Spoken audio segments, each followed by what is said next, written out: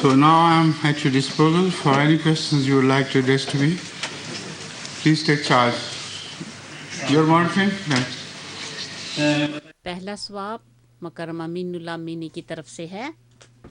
وہ کہہ رہے ہیں کہ میرا سوال تو بالکل سادہ سا ہے، لیکن اکثر مسلمانوں کے ذہن میں آتا ہے کہ ہم سب کو معلوم ہے کہ ارکان اسلام 5 ہیں اور ہر رکن ہی بڑا اہم ہے، لیکن بعض مسلمان یہ بہت مشکل محسوس کرتے ہیں کہ 5 وقت نماز پڑھیں. بعض لوگ 3 پڑھ لیتے ہیں، بعض کبھی کبھار پڑھ لیتے ہیں. اب آخری رکن جو اسلام کا ہے وہ حج ہے. کیا ہم 5 وقتہ نماز نہیں پڑھتے، کبھی 3 پڑھ لیتے ہیں، کبھی دیر کے بعد پڑھ لیتے ہیں، تو کیا ہم حج پر جا سکتے ہیں؟ لیکن کیونکہ وہ حج کی استطاعت ہوتی ہے اس لیے حج پر جانا چاہتے ہیں. تو حضور ایت اللہ تعالیٰ بنصر عزیز اس کے جواب میں فرما رہے ہیں کہ میں حیران ہوتا ہوں کہ اتنے ترقی یافتہ دور میں بعض مسلمانوں کے لیے یہ مشکل ہو جاتا ہے کہ وہ 5 وقتہ نماز پڑھیں. وہ یہ سمجھتے ہیں کہ اگر ایک دفعہ زندگی میں حج کر لیں تو سب کچھ معاف ہو جائے گا. تو وہ کہتے ہیں کہ نہیں، میں ایسا تو نہیں سمجھتا، لیکن ہو سکتا ہے بعض سمجھتے بھی ہوں کہ وہ نماز باقاعدہ نہیں پڑھتے،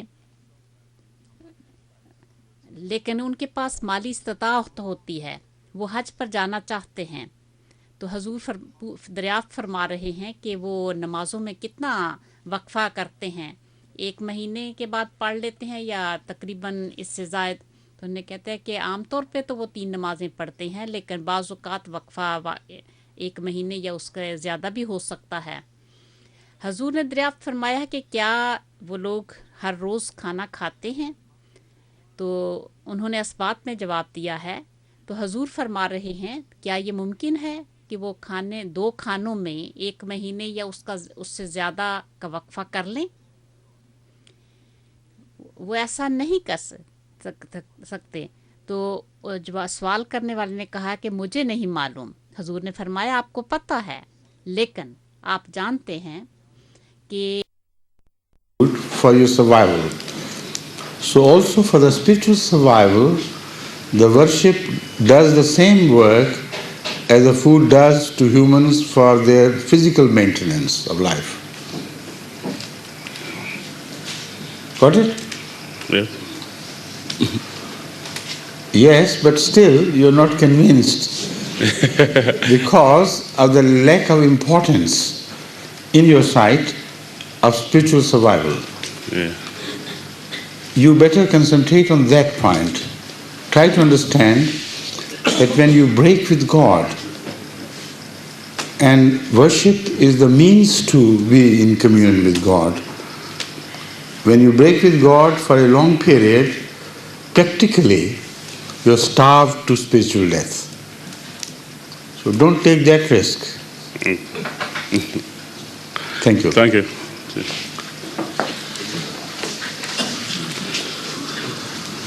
Hazur, the next 2 questions are from Mr. Peter Brown, but he wishes for me to actually question. From where? He doesn't say where. I think he's from England, but he's a stock market analyst. Right. And his first question is, can you explain why and how there are different races? Races? Races, yeah. Right. The question begins with why and how there are different animal species and orders, etc., etc. It is a natural outcome of growth and progress. And in the animal kingdom, we see this diversification because of evolution itself. So in humans, when the societies evolve, then they do not evolve physically, but mentally, and in their consciousness, in their behavior, in their mutual relationship, etc. So it is this evolution of society which results in the birth of different ethnic groups or races. races have there is another factor which also works in creating different races. That is the dwelling of a people for a long period of time in a certain climate and being influenced with that particular climate over a long period of time is but natural. So these people, when they move from that habitat to another one and live there for a sufficiently long number of years, their racial marks begin to disappear and the influence of the new environment begins to show itself. So this racial differentiation because of color and features are just temporary things which happen to be born out of a long influence of different factors, long enough to create physical marks. Otherwise, they don't mean anything. The beginning of life is from just one living cell. And as such, despite these diversifications, we remain to be one at source. Thank you.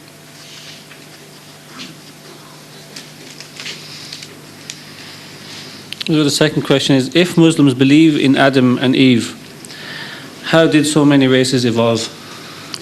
The question is answered already, in fact. But to believe in Adam and Eve has to be explained.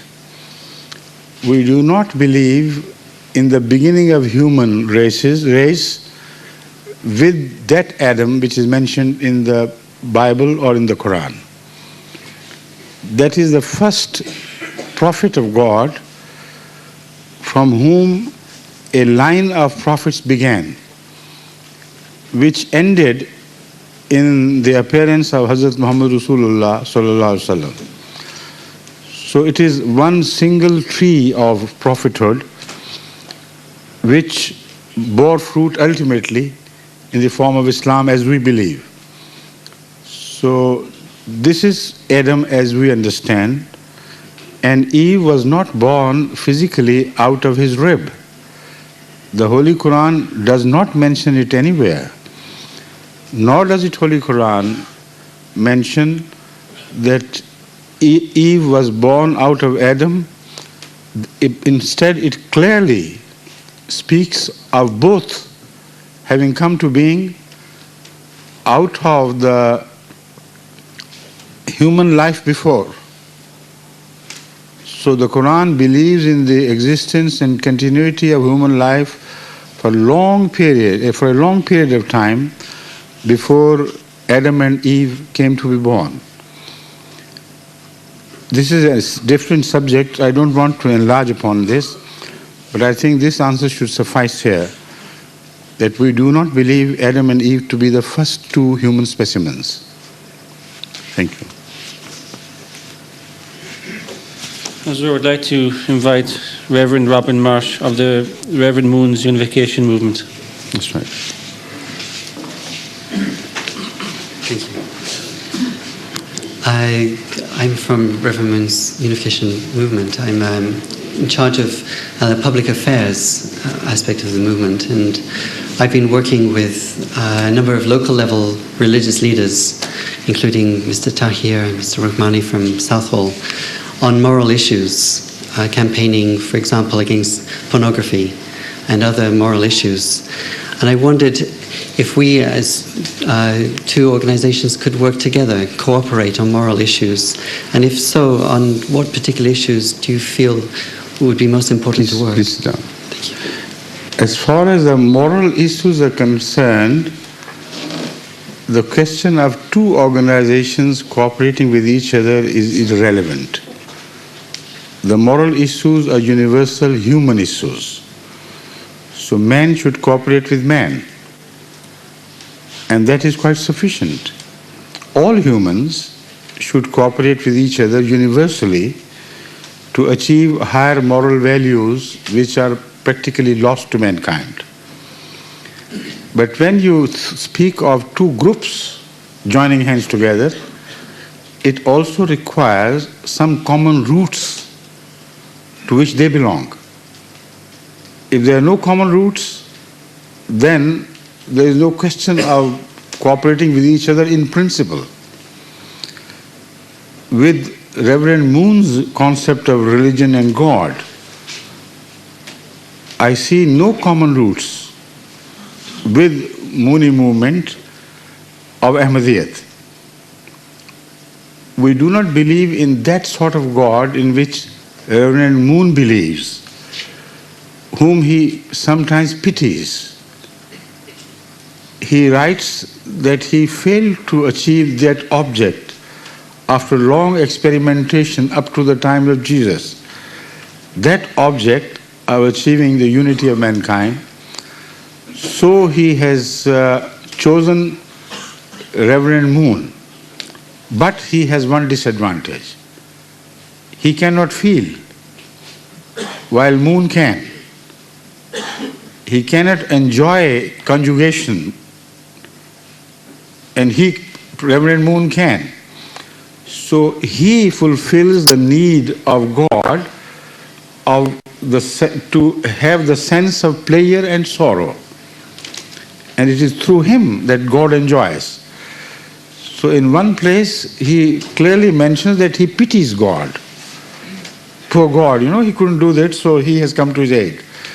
So if you read Moon in original, as I have done, I'm sure that you will begin to change your mind. But this is not the fit forum for having a long discussion on this very subject.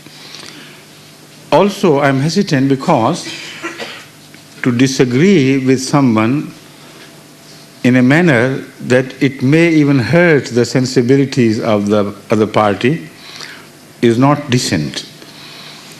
So I'm afraid that this discussion between us may even be able to, may result into something which you may not like.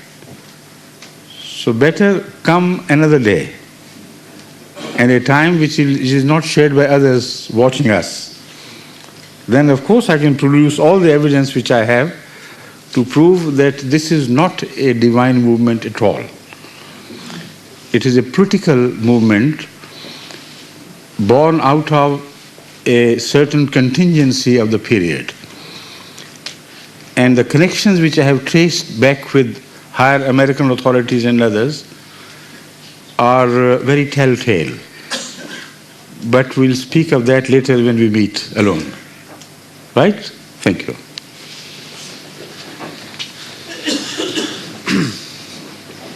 So I'd like to invite Mr. Paul Weller. He's a guest of Shahwaz Rashid Sahib. Yes? Mr.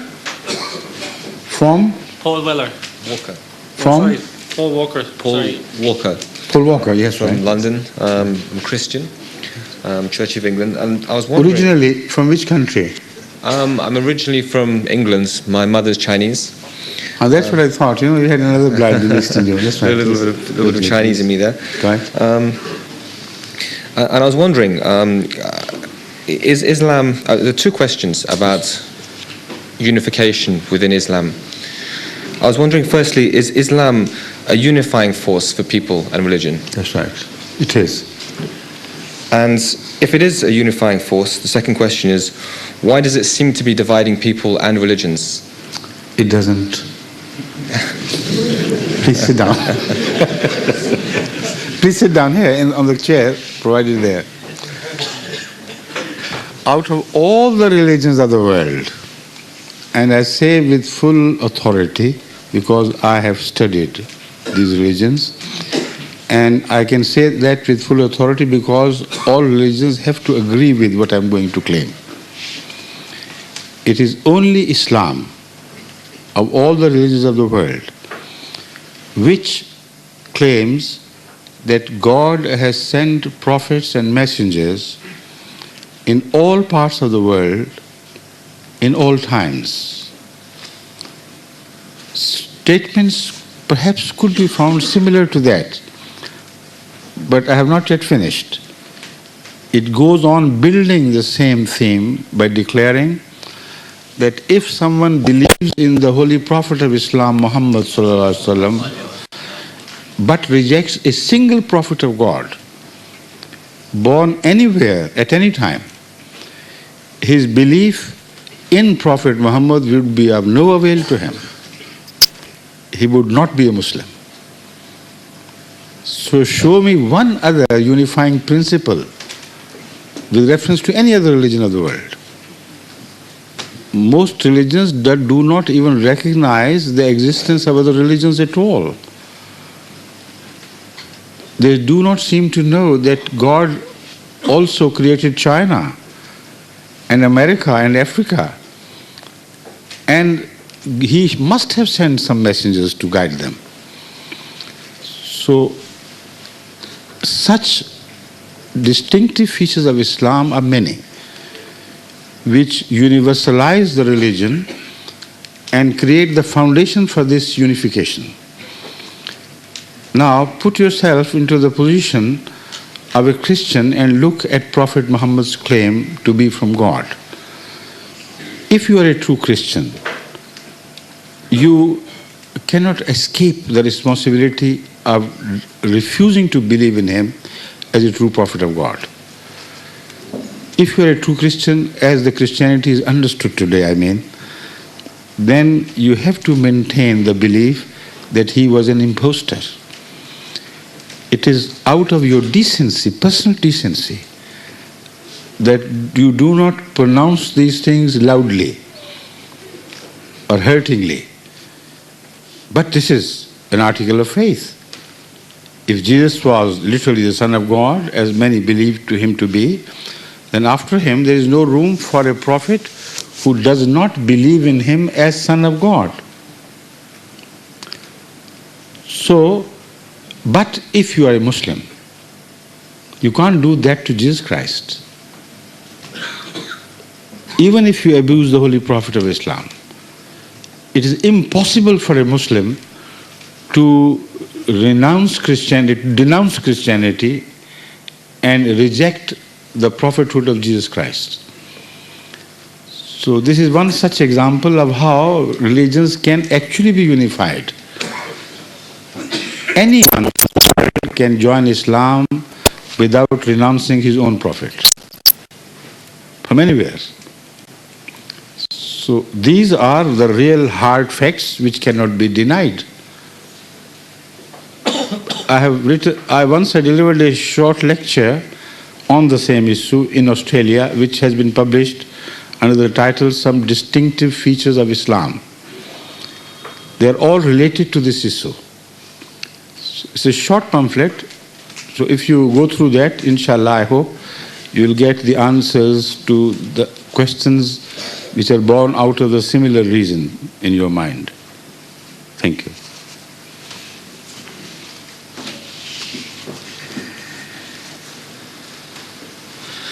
Hazur, the next question I have to read out.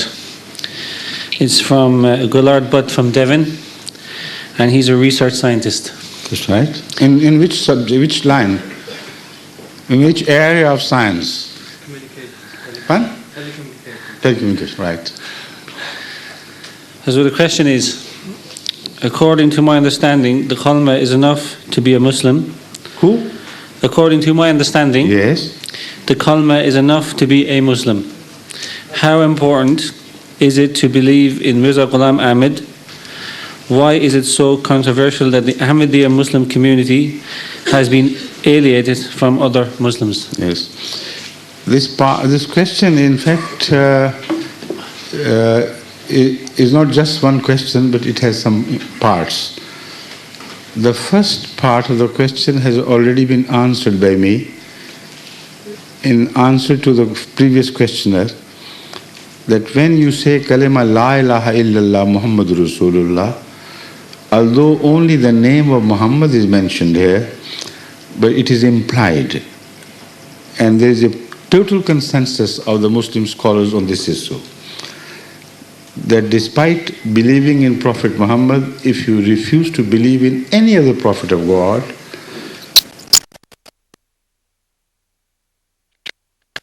came under any denomination, yet your kalima will not suffice to make you a Muslim. Right or wrong? If a prophet born outside the Ummah is rejected and punished by the withdrawal of right from that person who pronounced kalima, withdrawal of right from him, how about a prophet who is born in the Ummah of Muhammad Rasulullah Sallallahu Alaihi Wasallam? Should he be treated differently? Should he be trifled with? Naturally not. So the question is simply this, that the status of Imam Mahdi, according to us, is that of a subordinate prophet in Islam. If that claim is right and justified, then naturally your question is answered. His denial would become tantamount to the denial of the founder of Islam, who has declared that any prophet in the world, wherever he appears, must be accepted and must be supported. What about his own prophet born in his ummah? So this is the only philosophy. Yet it is wrong to say that Ahmadis believe that whoever denies the truth of Hazrat Mirza Ghulam Ahmad of Qadian becomes a non-Muslim by that act. Why we do that? Because as long as he believes in Prophet Muhammad and fails to understand the truth of Hazrat Masih Maud al-Islam, we have no right to declare him out of Islam. But logically we build this argument that you may continue to call yourself a Muslim, but this is the reality of your Islam. If Mirza Ghulam Ahmad of Qadian happens to be the true Mahdi, then you are not a true Muslim. This is our true position. After rejecting him, I mean. Right? Thank you. The second part? The second part of the same question, please. Or have I answered it already? No. Please. Read it. I think the second part is why it is so controversial that the Ahmadiyya Muslim community has been alienated from other Muslims. That's right. Ahmadiyya Muslim community has been alienated not of their own free will or desire. They have been alienated perforce by the large majority of non-Ahmadi Muslims. Now this has happened because they fully understood that as long as the common Muslims believe Ahmadis to be a part of Islam, there can be no stopping them converting to Ahmadiyyat. Ahmadiyyat they saw as a real threat for changing the old order of the Muslim bureaucracy, Muslim religious hierarchy, I should say. This was the only challenge. Otherwise, despite declaring each other full kafir, even outside the pale of Islam, they have learned to live with each other despite these fundamental differences. And they somehow accept each other's leadership in their own domain, not outside. So Shia leader is a Shia leader as long as he does not create a threat to Sunnis in their domain, they are tolerated. But when a prophet of God comes, he creates a threat to the entire order of religious hierarchy, because he declares that God has appointed him as the Imam. After that, all other Imams have lost their right to lead. This is a big challenge. And it is always that challenge which creates problems for the prophets. What happened in the case of Jesus Christ, peace be upon him, his teaching was so mild, so loving, so wonderful, as could not have created any hard feeling in the society in any manner of speaking. If you said if somebody strikes your right cheek, offer the left one as well, what is there to feel hurt about? Yet the Jewish hierarchy fully understood that there is a revolutionary person, a revolutionary message. If he is the Christ, then we are nothing. And that was the threat to their order which hurt them most. And the same happens in the case of every prophet's advent. The real issue involved is that of leadership. If somebody is appointed leader by God, and all the other leaderships vanish into thin air. And ultimately they do so. But to begin with, they put up a very great resistance. So this is what was done in case of Ahmadiyyat. They had tried every measure to stop the spread of Ahmadiyyat among the non-Ahmadi Muslims. And they have been raising this demand since a long, long time. In fact, this was a conspiracy between Majlis-e-Ihrar and Allama Iqbal, who, for some reasons, became angry with Ahmadiyyat. While previously he even wrote poems in praise of Hazrat Masih Maud alayhi and his uncle who raised him, who brought him up, it was he who influenced his religion as well, because he was a very staunch Ahmadi. But during the Kashmir movement, the leadership rivalry compelled Allama Iqbal to change his stance, so there is a very clear-cut line between the Kashmir movement and the writings prior and the writings afterwards. So there, the frustrated Ihrar joined forces with him, and he started demanding for the first time, officially, that the government should declare Ahmadis as non-Muslims. And all his correspondence is published in the, what was the name of that magazine of Indian fame? Pardon? What did you say? No, the English magazine of great fame, Statesman. The Statesman of India. There was a correspondence between him and Pandit Nehru. And Iqbal debated the issue against the Ahmadis, and Pandit Nehru took up the issue for Ahmadis. In principle, he said that no government has any right to interfere into the matters of faith. If the Muslim ulama believe Ahmadis to be non-Muslim, let them do so. But it is wrong to demand that democratic institutions should poke their nose in religious affairs. Otherwise, there will be no order left in human affairs at all. This, in essence, was the argument of Pandit Jawaharlal Nehru.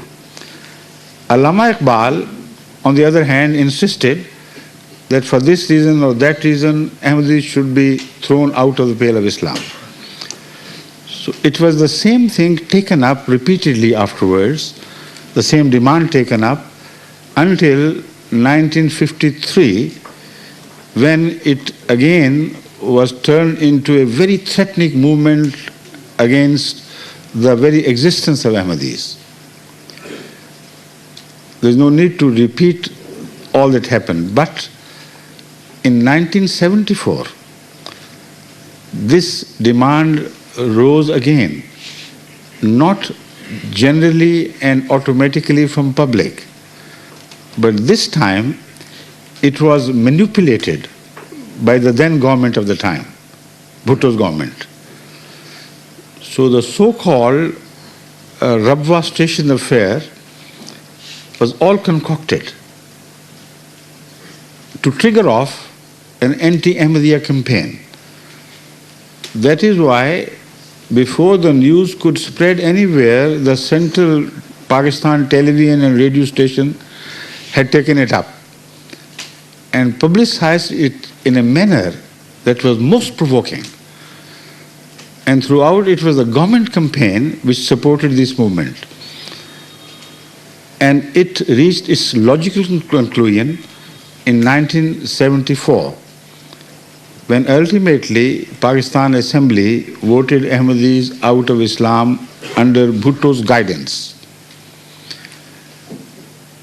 I know people who were still alive, members of Pakistan National Assembly of that period, that time, who told me themselves that after the debate on the issue of Ahmadiyyat being a part of Islam or outside the pale of Islam in the National Assembly, in which those who represented Ahmadiyyat included me, myself, because the head of the Ahmadiyya community at that time had also chosen me to be of the group.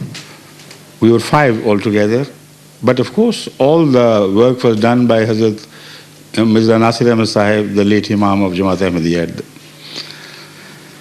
Now, after the 14 days debate, I was approached by many important members of the National Assembly who congratulated me by informing me that the mullahs themselves had come to them and they were all shattered. They said, "What has happened? Our case seems to be lost. You belong to us, yet you have turned your stance against us." This was the real, genuine impression. After the decision was taken, apparently unanimously, but it was not unanimous because some people refused to participate and left Islamabad before the time. But those who were present, they of course signed this. Then the same people came to me very much, of course, sort of embarrassed and embarrassed and downcast. They told me that Bhutto, having heard of this impression, invited us all and gave a short speech. He said, "I hear that being impressed by the argument of Mirza Nasir Ahmad, you intend to vote this movement, this resolution down and declare Ahmadis as a part of Islam. But I tell you one thing, I'm holding the mullahs to devour you alive with the might of the government. If you dare to do this, I will let them loose upon you. Then you will be responsible for whatever happens." This is exactly, not verbatim, but in essence, this is exactly what I was told, not by one, but many a member of National Assembly. So this was the reason why we were voted out, because we were taken to be a threat to the old order of Mullaism. And that we still are. Thank you. Hazur, next question is from me. Oh, good. I was sitting with a reverend of an Anglican church a couple of days ago. Yes? And we were discussing Islam. Yes. And how I became a Muslim. Yes. And he spent some time in Saudi Arabia. Yes. So he had quite a vast knowledge of Islam. He posed one question which I would like to put to you. Do. He said that around the 5th century, or middle of 5th century, there was many divine saints in Ireland, in Scotland and in England, St. Patrick and St. Andrew. That's right. he said there's just one confusion he has, and that is some of these saints, like St. Patrick and St. Andrew, claim to have revelation and visions and all these things. And he fails to understand why Almighty God did not reveal to them the advent of Prophet Muhammad, peace be upon him. So he's confused to why, if these why didn't you ask him how many saints before Jesus Christ were told by God of the advent of Jesus Christ himself? Next time you meet him, ask him. I will, inshallah. Then come to learn from me the list of those who had prophesied the advent of Hazrat Muhammad Rasulullah Sallam.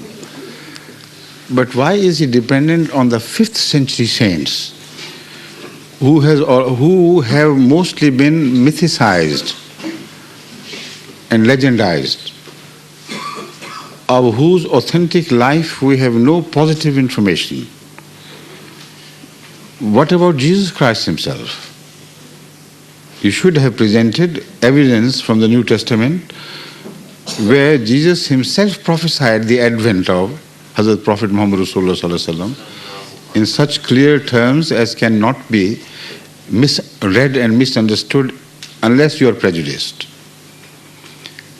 So, present to them the verdict of Jesus against the verdict of these saints, or the lack of verdict of these saints.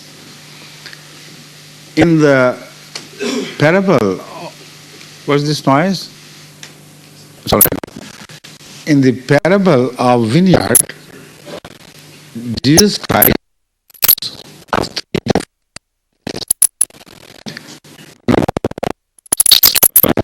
by the owner of that vineyard.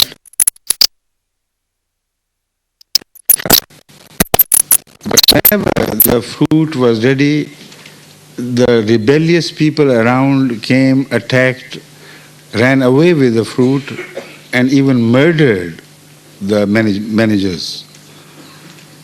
Then God sent his own son. The same was the treatment meted out to him. Then came God himself. If Jesus is Son of God, his return visit to earth cannot be declared as visit of God. He would remain Son of God in that equation with God, who, according to all Christians, is God the Father. But here, God is mentioned to come who would force them to pay respect to the proprietary rights of the owner. Now, that is one of those prophecies which we refer to. Now, when we read about Jesus Christ in the New Testament, he is either mentioned as Son of Man or Son of God, nowhere as God himself. But in the Quran, we read of Prophet Muhammad, peace be upon him, as manifestation of God himself.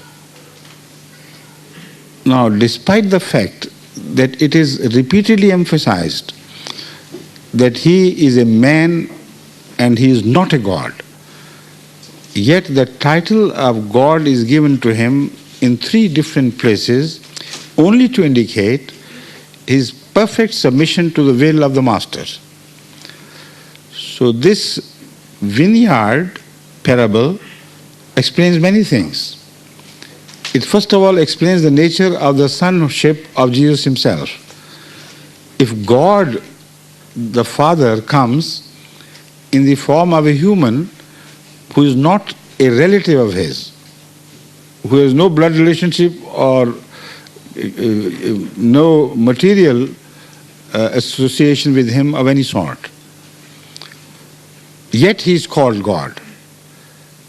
And the Quran makes it amply clear that here God means someone from among the humans who completely submit to the will of God so that they don't exercise anymore. All that such a person does according to the wish of God.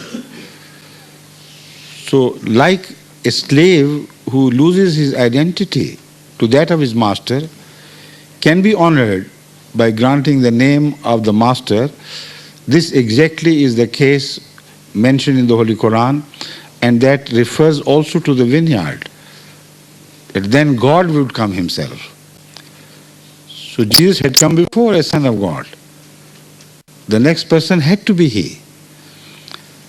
And then there is the name Ahmad mentioned in the New Testament, in the Syrian version, which was recovered from the monastery, which is supposed to be the most authentic version ever discovered of the Old and New Testament. There the word Ahmad is mentioned, that after me Ahmad will come. Now Christians avoiding the word Ahmad because it sounds so near to the word Ahmad, try to interpret it, try to explain the meaning so that they do not have to confront the Muslim challenge that the name of Ahmad was mentioned by Jesus Christ. But it is there. Whatever they do, still Ahmad is found there. And this is what the Holy Quran has claimed, that Jesus prophesied that a prophet would come after me whose name will be Ahmad. So that is the second evidence from the Old New Testament that the prophecy about Hazrat Muhammad Rasulullah Sallam in the name of Ahmad, as the Quran claimed, was clearly made in the New Testament. So what of saints of Ireland? Perhaps he was trying to win your sympathies. Being an Irish gentleman, this was a ploy of his. But show him the real mettle of an Ahmadi Irish Muslim. Right? Thank you. Hazur, I've got another question, if I may ask one. Please do. Again, it's based on some Christian friends who are adamant that because they believe the Bible to be authentic, they're adamant because they believe the Bible to be authentic, that they're convinced that prophets can make mistakes. And when I've asked him about certain prophets who have committed, according to the Bible, immoral acts and various things, I would like to know if you could give us... No, but do they also believe that even God can make mistakes? I think some of them do. So there can be no debate with them. There is no certainty in any guidance left. They insist on this theme particularly to prove that Jesus was not a prophet. He was above prophets. So that is why he never committed a mistake, while all other prophets committed mistakes. This is not right. They quote the distorted history of the Jewish people who blamed their own prophets and censured them in such violent language as if accepted, there will be no decency left in human affairs at all, because if prophets of God could behave the way the Old Testament tells us to behave, that they behaved, then there will be no honor left in any affair. To commit the relationship between husband and wife with his own daughters by lot, if that is true, and what is left in the objections against child abuse and this and that? Everything is fine. Because after all, we are lesser people, we are not prophets. So this is why the Holy Quran takes the stance that that Bible which was revealed by God was really word of God, it was authentic, it was worthy of obedience.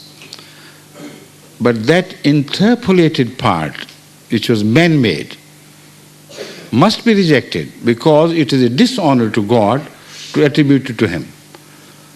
So when we keep a stance which apparently is contradictory, it should be understood. If we accept in all the biblical statements to be true, then there will be no God left whatsoever. Then there will be no faith left in any religion, in any piety. So that is why we claim that New Testament was interpolated. So also, more so perhaps, the Old Testament. And the evidence of that is first of all circumstantial evidence.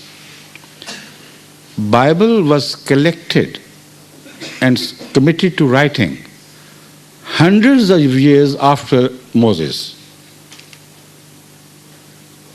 Now, when we claim the authenticity of hadith, they say some hadiths were collected after 100 years or 200 years, so how can we believe in their validity?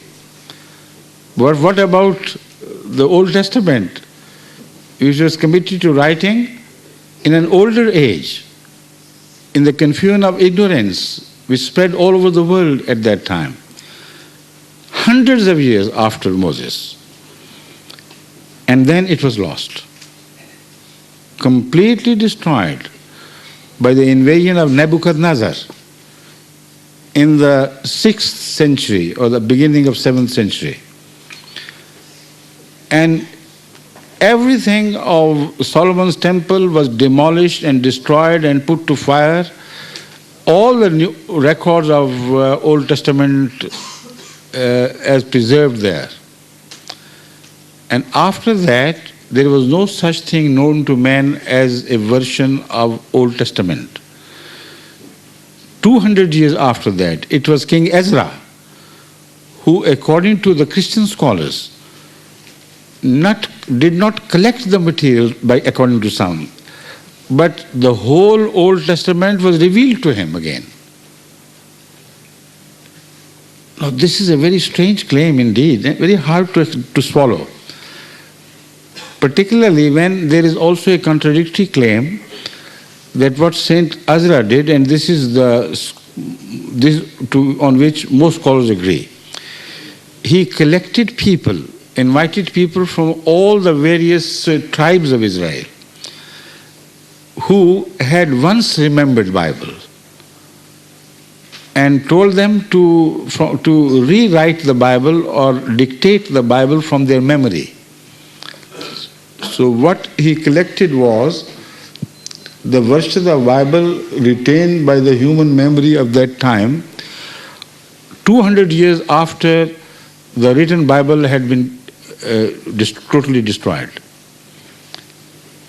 Now this is their authenticity of the Word of God as compared to that of the Quran, which was committed to writing throughout this history of revelation, this period of revelation. So instead of just making claims and counterclaims, you get down to the hard facts and try to make them understand. Anyway, if you accept literally what the Bible tells us, then there is no point in believing in any religion whatsoever. Because according to the Bible, Old Testament, it was Adam who gave birth to his partner Eve. In fact, she was carved out of one of the ribs of Adam. Now, in this world of scientific advancement and discovery, can any sane man believe in that? Any Christian. Only such Christians would believe who have lost touch with rationalism altogether, with rationality altogether. That is why some insist that rationality and faith cannot go hand in hand. So chuck out rationality from the human affairs, and then your faith will be fortified, not otherwise.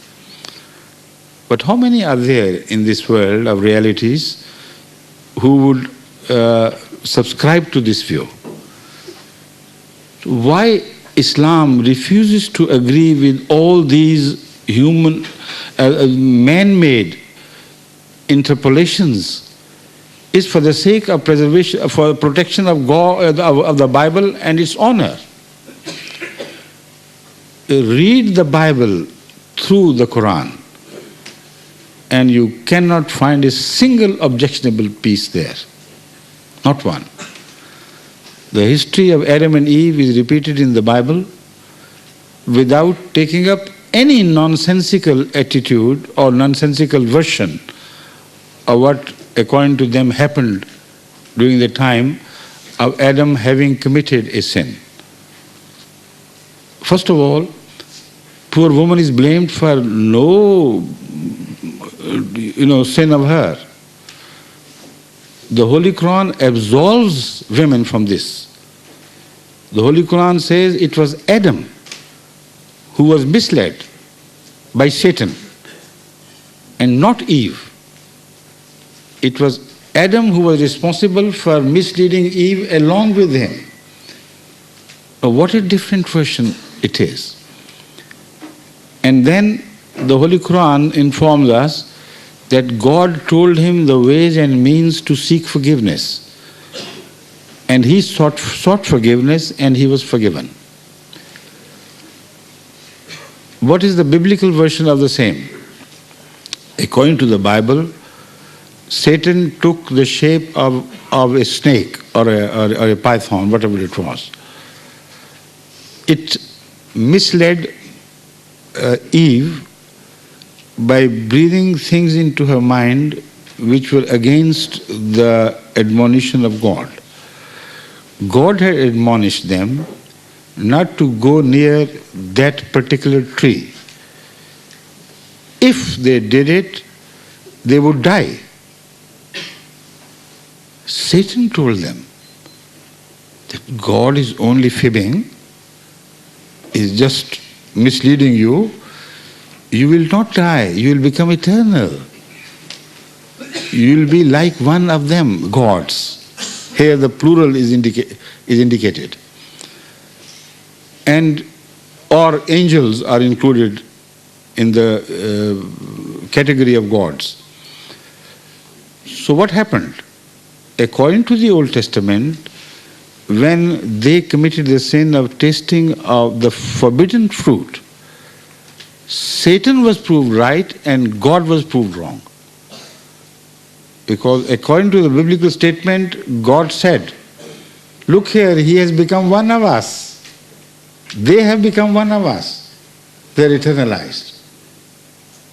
Why did they not die? Who was true and who was false?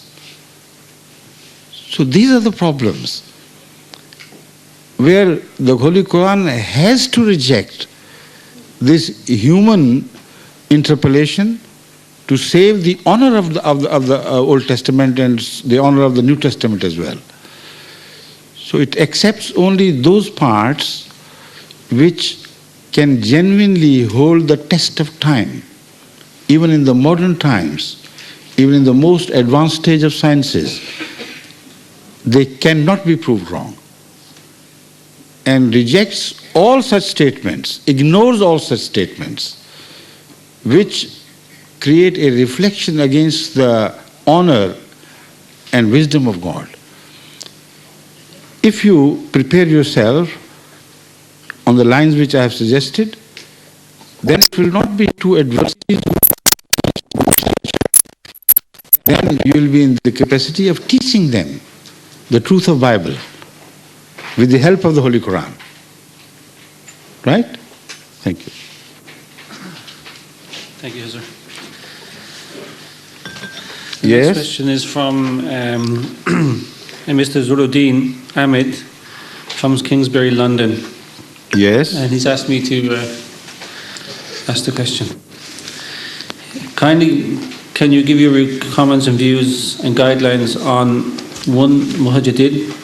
On? Mujaddin. Mujaddidin. Oh, Sorry, sorry, Mujaddid. Yes, sorry. 2 prophets and 3 Khatanabiyin. That's right.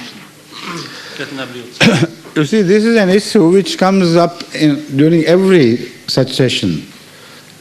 And because I have answered these questions from different angles repeatedly, so sometimes I think that to go on repeating the same answers may not create problems for those who are newcomers, but may pose problems for those who watch us through MTA all over the world.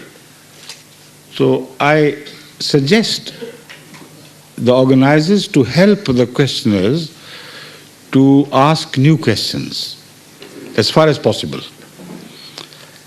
and to lead them on to the cassettes and videos, audio and video cassettes, where their queries have already been answered. Now, this is one of those questions which is repeatedly asked.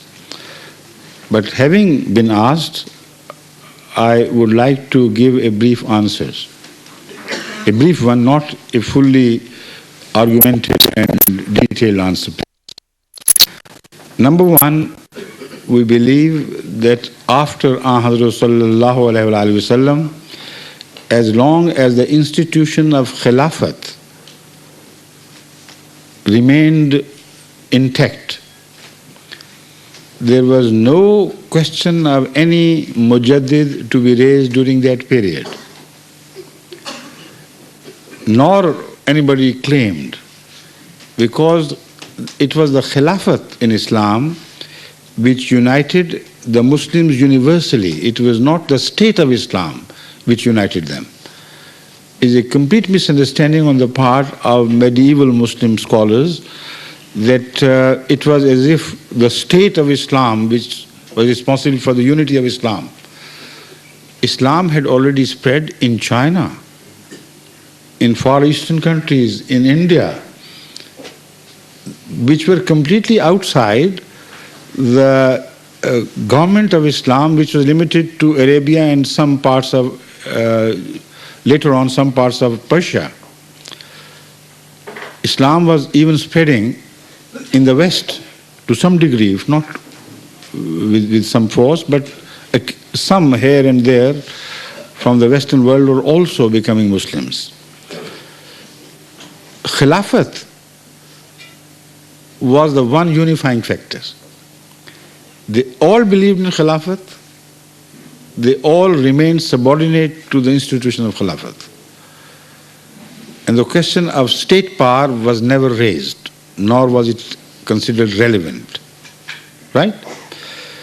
When Khilafat was disintegrated because of some very unfortunate factors, it was then that the question of Mujaddideen arose.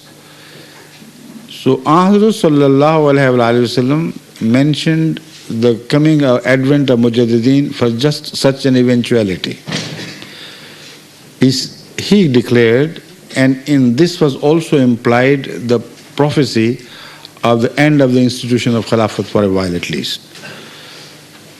He said God would raise at the end of in the beginning of every century, or at the head of every century, are the words,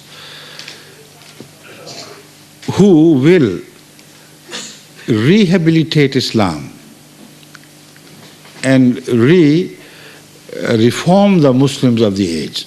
That is the substance of the message. But all the scholars know that the word man used here can stand for plural as well as for singular. And nowhere are Mujaddideen declared to be divinely appointed authorities to which all Muslims must submit. Nowhere are the Mujaddideen mentioned to be universal in character. While Khilafat is universal, because in Khilafat, Hazrat Sallallahu Alaihi Wasallam's authority is represented as deputies. So Khilafat is different, Mujaddidiyat is different. In Mujaddidiyat, sometimes even the identity of a Mujaddid is not known during the lifetime of that Mujaddid. Scholars later on, when they read their work of reform, suggest that most probably this man who stood at the head of that century was a Mujaddid of God because of the works he produced. And this view is shared even by Maududi, and perhaps with certain intentions. He said that people are looking for a Mujaddid of this century. Maybe he is recognized after his death. See? So this is Mujaddidiyat. But accepting all claims about the Mujaddidiyat of different divine people in Islam by all the sects, accepting all claims, you cannot produce a single Mujaddid out of the long list who either claimed to be universal in his address or did anything to reform Islam universally. Nor can you find a Mujaddid who left a universal Jamaat behind him to work for the final victory of Islam over other faiths. This is what is required for the Islam in the latter days. And for this purpose, the prophecy of Imam Mahdi was made. And out of all the so-called Imam Mahdis or the claimants to Imam Mahdi, being Imam Mahdi, it is only the Jamaat of Hazrat Masih Maud ﷺ which has spread all over the world and which continues to gain strength from strength, grow from strength to strength. And it is increasing despite the most ferocious animosity displayed towards them. And no effort on the part of the enemies have been able to arrest the growth of Ahmadiyyat anywhere in the world. Within 100 years, the spread of Ahmadiyyat is so amazing that even during a BBC interview or a BBC program on Kashmir, the presenter, after investigating about Ahmadiyyat in Kashmir, also said the sect in Islam, which is found in most countries of the world, more than any sect of Islam can claim. Now the numbers, of course, are on their side, but the pace of growth is certainly on our side. During the last one single year, we gained 1,600 plus some converts from all over the world in one single year. 1.6 million. Huh? 1.6 million. 1,600,000 is not 1.6 million? 1,600 to the left. No, 1,600 I said. Maybe I may have made a mistake, thank you. If I said 6, read me as 16. What I thought I said was that in 1 year, 1,600,000 people from all over the world became Ahmadis. And this year we hope to gain more than last year, inshallah. Now show me any religion in the world today. I'm not talking of sects. Even Christianity cannot claim that much rate of growth in one single year, despite their material advantages which are beyond all proportions to us. So this is the sign of the truth of a Mujaddid, not a Mujaddid, but an Imam. And that is what I want to emphasize in answer to this question, that nowhere any Mujaddid was referred to as an Imam appointed by God, by Ahmad Sallallahu Alaihi Wasallam. Nowhere. Only in relation to Al-Imam Al-Mahdi, he uses the terms Al-Imam. And nowhere has Rasulullah Sallallahu Alaihi Wasallam admonished Muslims to get initiated at the hand of every Mujaddid of their time. But about Imam Mahdi, he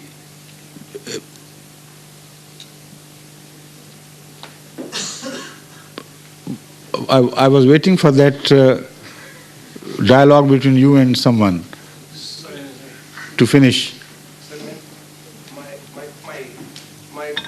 No, you shouldn't interfere with the progress. I beg your pardon, but I wanted to translate Imam into modern terms because there are. No, but still, please. It's not proper. If everybody started such suggestions, even they are meaningful and productive, I will be interrupted and the flow will be destroyed.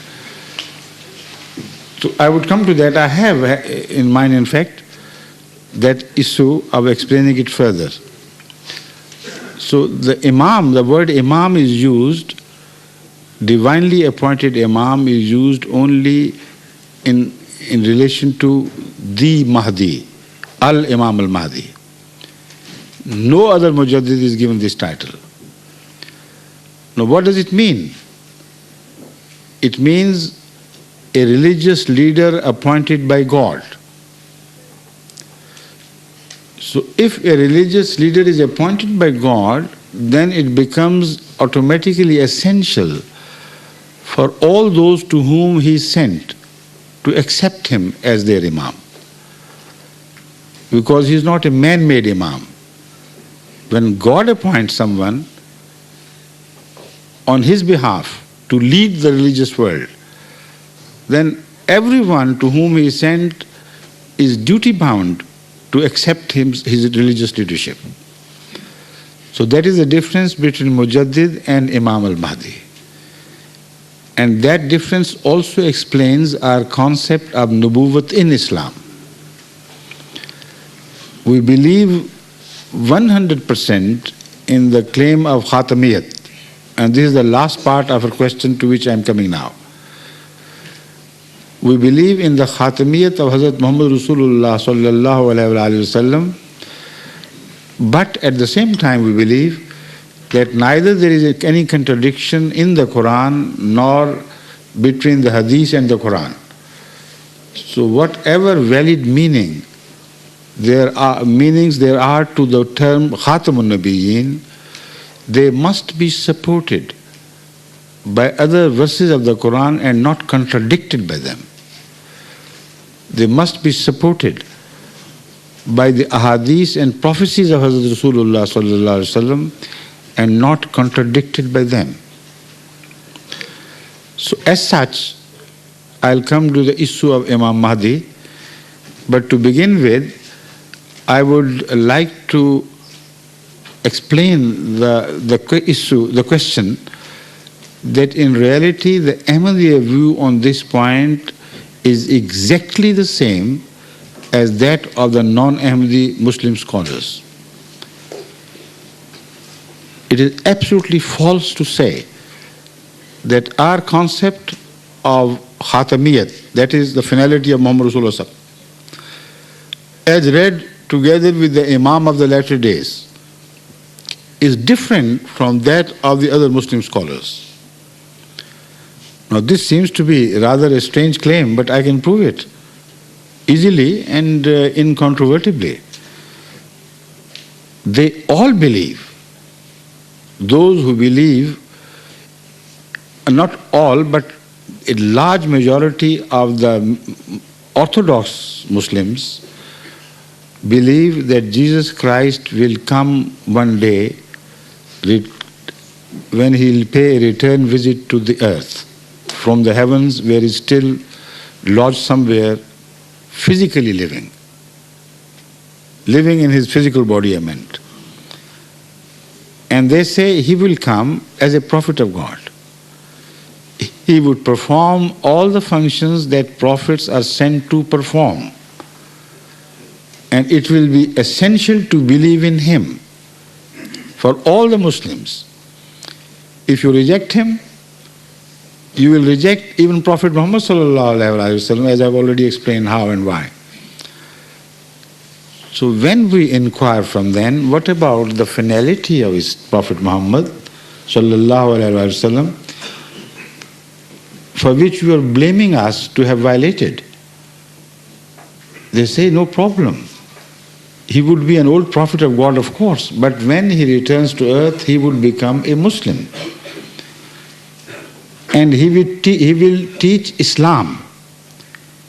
and he will become completely subordinated to Hazrat Muhammad Rasulullah sallallahu alaihi wasallam. So as such, he will not violate the seal of prophethood, the seal of finality. This is the only answer they can offer.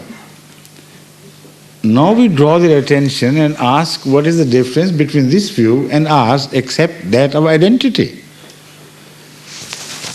You say a prophet would, if borrowed from another earlier ummah,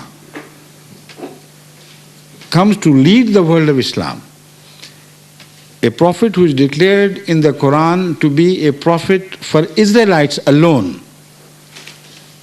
If he is brought back to lead the Ummah of Hazrat Muhammad Rasulullah, which is universal and global, if you find no objection in that, how can you find any objection in the belief that a prophet will be born in the Ummah of Muhammad Rasulullah sallallahu alaihi wasallam, who will not violate his seal of finality because he will be completely subordinate to him. He will be born in Islam, raised as a Muslim, and he would not be a convert from the olden times. So to borrow a prophet from the Israelites suits them better than to believe that the Ummah of Muhammad Rasulullah can produce a prophet of their own. So this is the debate. The rest is all just sheer allegations which have no truth. Our concept of finality tallies exactly with their concept of finality when read with their belief in the return of Jesus as a prophet of God. Moreover, our concept is supported by the Holy Quran so clearly that to shut an eye to that verse which I am going to read is a real crime on the part of a Muslim. Because if you read that verse in conjunction with the verse of finality, then the meaning which will evolve will support the Ahmadiyya belief and not the belief of the non-Ahmadi Muslim scholars. The verse I have in mind is from Surah An-Nisa, which reads, A'udhu billahi minash shaitanir rajim, Bismillahir Rahmanir Rahim, wa man yuti'illaha war rasula fa ulaika ma'al ladzina an'ama Allahu alaihim minan nabiyyina was siddiqina was shuhada'i was salihina wa hasuna ulaika rafiqa. The literal translation: whoever believes and obeys God and Ar-Rasul, this prophet Hazrat Muhammad Rasulullah, فَأُولَٰئِكَ مَعَ الَّذِينَ أَنْعَمَ اللَّهُ عَلَيْهِمْ, only these will be among those who will be recipients of Allah's favors, upon whom, who will be among them or with them. Literally it can be translated as with or from. So I keep both options open, because the following part of the verse makes the confusion, removes the confusion completely. Ma can be translated as min, and ma can also be translated as with, in company of. So I'm explaining it because if you discuss this matter with the medieval Muslim scholars, they would say, look here, Mirza Tahir Ahmad has deceived you. He has mistranslated the most important, pivotal word in this verse, which is ma. And ma does not mean min. In a scholarly display, they would say min means out of this category. Ma means along with this category. So they say the translation which was presented to you was wrong. So I'm not going to commit that crime at all. I'm telling you to decide for yourself which translation is appropriate here in this context. If you agree with the position of those scholars, then the translation would be, whoever obeys Allah and this Prophet of God, they will not be the recipients of the favors of Allah, but will be given the company of those who received favors of Allah. What a compliment. What a compliment indeed to the best of prophets. But the Holy Quran would not permit a distorted version of this verse, because the following verse says, Minan Nabiyyina was-Siddiqina was-Shuhada'i was-Salihina. Min means from among. How can they remove this min? The explanation of ma is given by the Holy Quran itself. Those will be the recipients of favors is the right translation, because the following part of the verse declares, they will be from among the prophets, the Siddiqeen, the Shuhada, and the righteous people, Salihin. Now, if Nabuwwat had come to an end, even within Islam, even in subordination to Prophet Muhammad Rasulullah Sallam and the Holy Quran, Nabuwwat was ruled out by God for all times to come, then what is this verse doing here in the Quran? Minan Nabiyyin, why to mention Nabiyyin at all? It could have read on, Minas Siddiqina wa Shuhada'i wa Salihina wa hasuna ulaika rafiqa. So this is exactly the Ahmadiyya interpretation of the verse Khatamun Nabiyyin, which means he is the last of law-bearing prophets. The Holy Quran is last of the law-bearing books. After him, no prophet can ever come who is independent and who is not subordinate to the last law-bearing prophet. It's a logical conclusion from that. From that claim, this is the only logical conclusion, that if the law has been perfected, if last of the law-bearing prophet has come, then no prophet can come outside the pale of his belief of Islam or those who believe in him. And this is the explanation of this verse. So there is no contradiction whatsoever.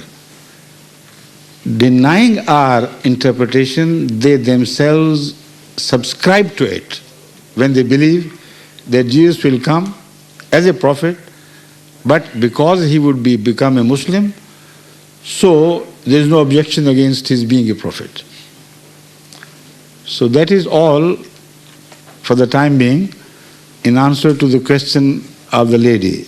I hope I have covered all the various parts of the question. Have I? Thank you. The next question, please. Hazur, we have a gentleman, Fahad Mohammed, from United Arab Emirates. He would like to ask the question in Arabic. In Arabic, and who will translate it? Obada Sahib. Obada said, oh, come on, Obada is welcome to ask any number of questions, as long as Obada is there to help us.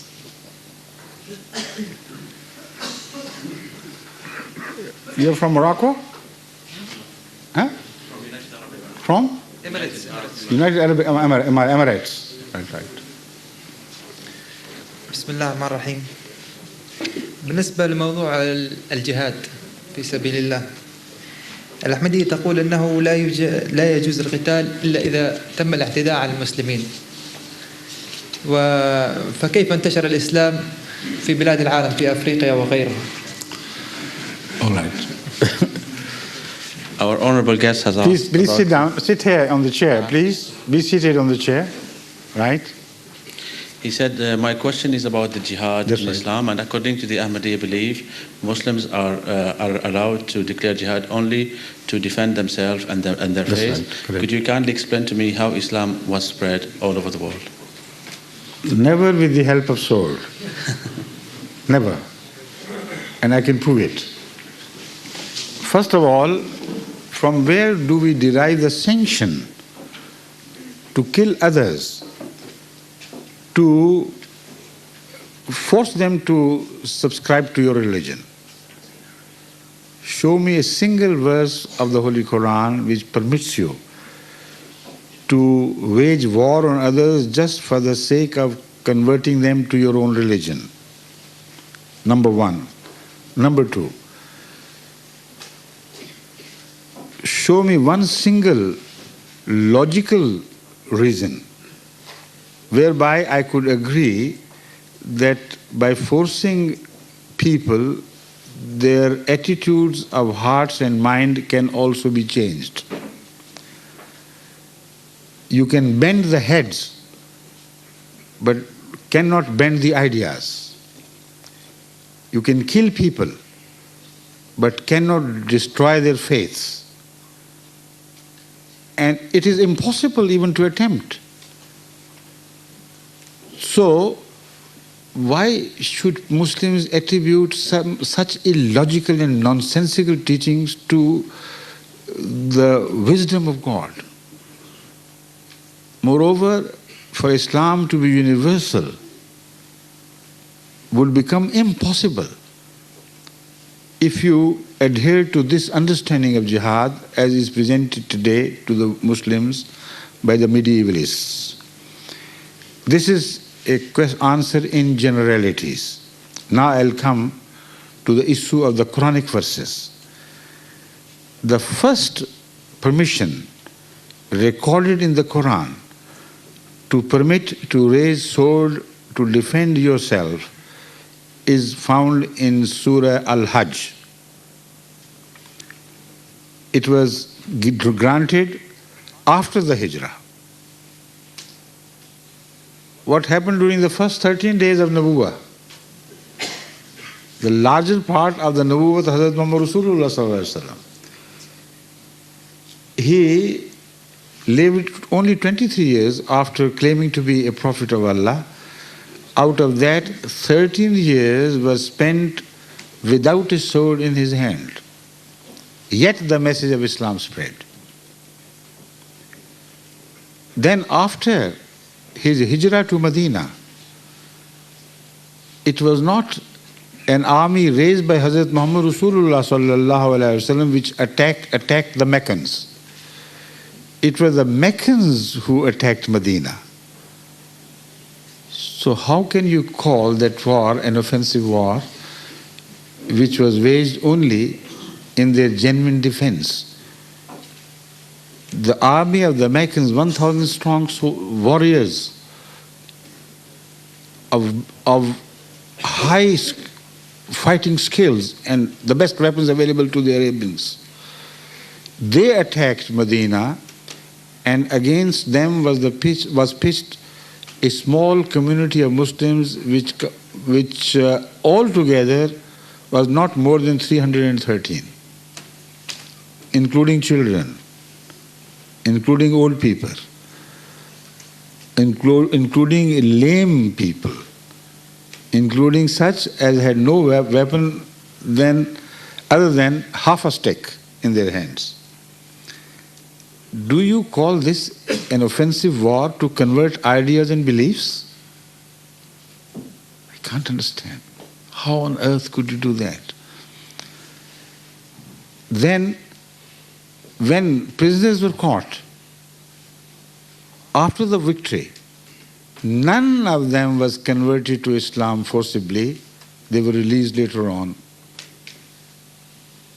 Then the second invasion of Mecca took place again from Mecca, and it was Jang-e-Uhud, the Battle of Uhud which was fought there.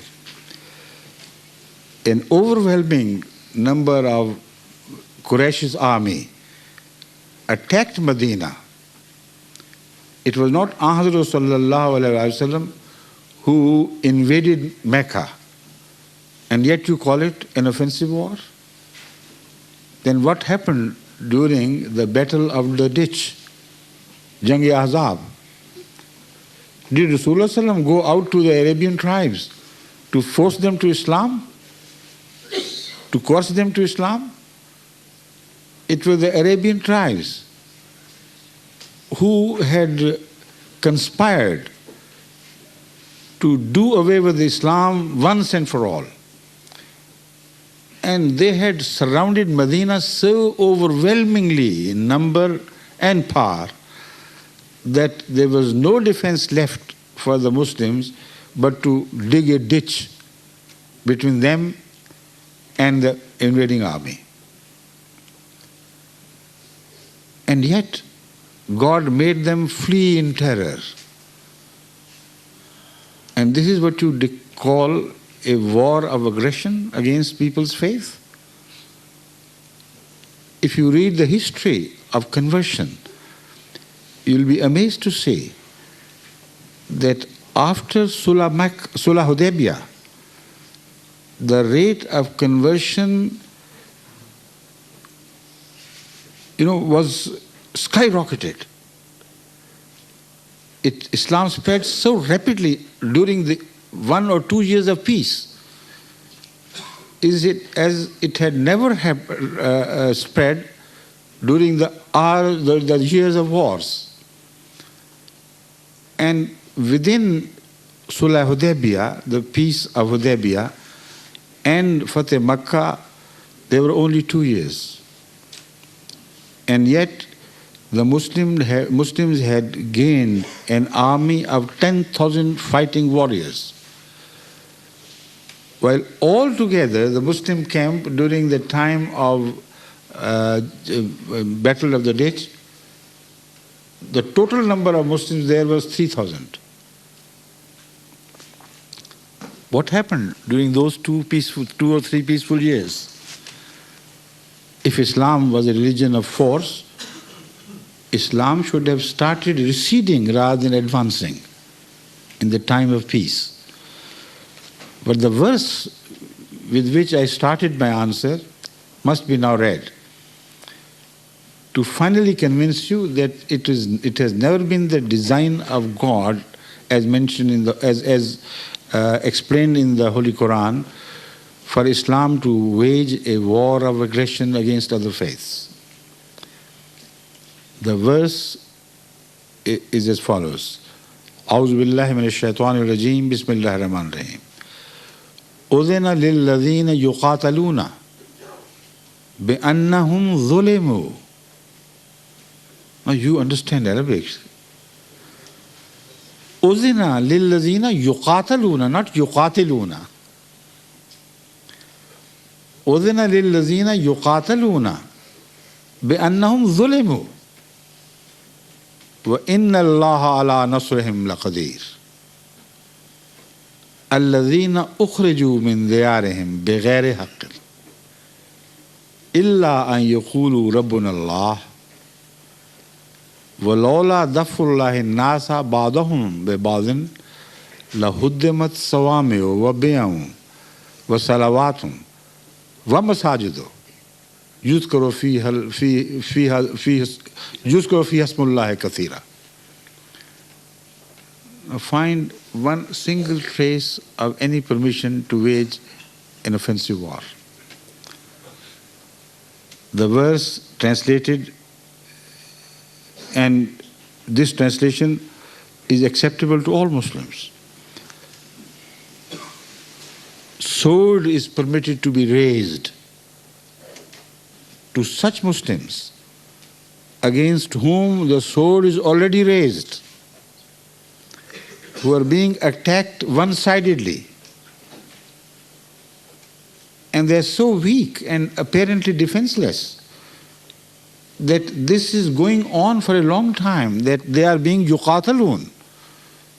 Allah permits them now to defend themselves, knowing full well that they are weak. So, it is guaranteed, وَإِنَّ اللَّهَ عَلَى نَصْرِهِمْ لَقَدِيرٌ. It is Allah who permits, and it is He who is responsible for their victory. So they should not fear. They were so weak that if this guarantee was not provided by God, they would be absolutely out of their depths to understand the sensible sense of this permission. You permit a weak man to fight a strong person, you will do him no favor whatsoever. If I permit you to fight Muhammad Ali Clay, even I know he's lost most of his health, but I'm sure this will be,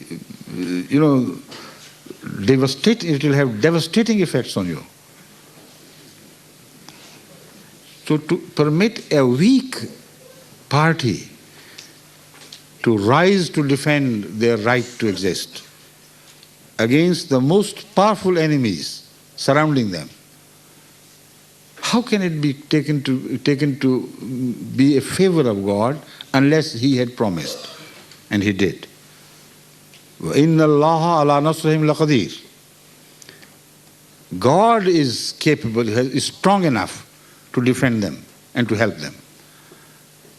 Then their position of defenselessness and weakness is further explained and elaborated in the following part. Allah says, الَّذِينَ أُخْرِجُوا مِنْ دِيَارِهِمْ. We're talking of those people who have been turned out of their homes and they could not defend their right to keep their own properties. بِغَيْرِ حَقٍّ. Without any crime committed by them, without any offense given by them to the oppressors.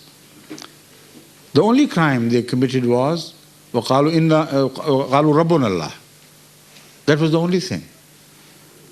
And then the philosophy of Islam, holy war, which is jihad, is explained in the following verses. وَلَوْلَا دَفُّ اللَّهِ النَّاسَ بَعْضَهُمْ بِبَعْضٍ.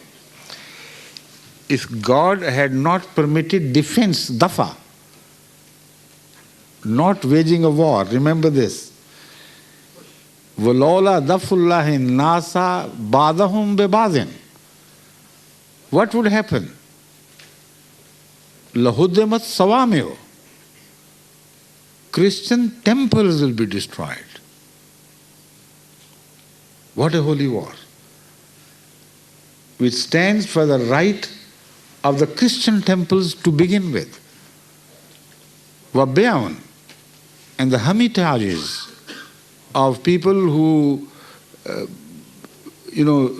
recede from the world for the memory of God in their small huts, etc., wherever they can find some peaceful moments to remember God without interference from the world around. These are hermitages. Hermits are the people the Holy Quran refers to. So even the hermitages will be demolished. And then comes the term of the Jews. وَصَلَوَاتٌ. Even the Jewish temples will be demolished.